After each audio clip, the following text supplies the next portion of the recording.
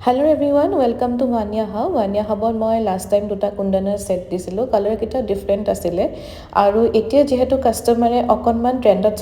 থকা কালাৰ বিলাক বিচাৰে গতিকে সেই দুটা কালাৰ হৈছে এটা হৈছে গ্ৰীন এটা হৈছে পিংক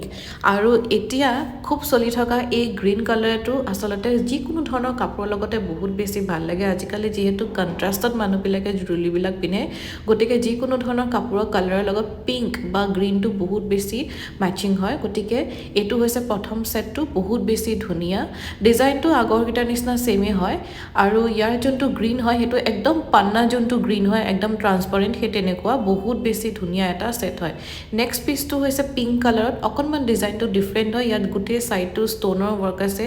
অকনমান ডিজাইনটো যেহেতু বেলেগ গতিকে এটো অকনমান ৰিষ্টক কৰোতে প্ৰবলেম হৈ যাব কাৰণ আপোনালোকে ফটাফট আজিয়ে অৰ্ডাৰ কৰি ল'ব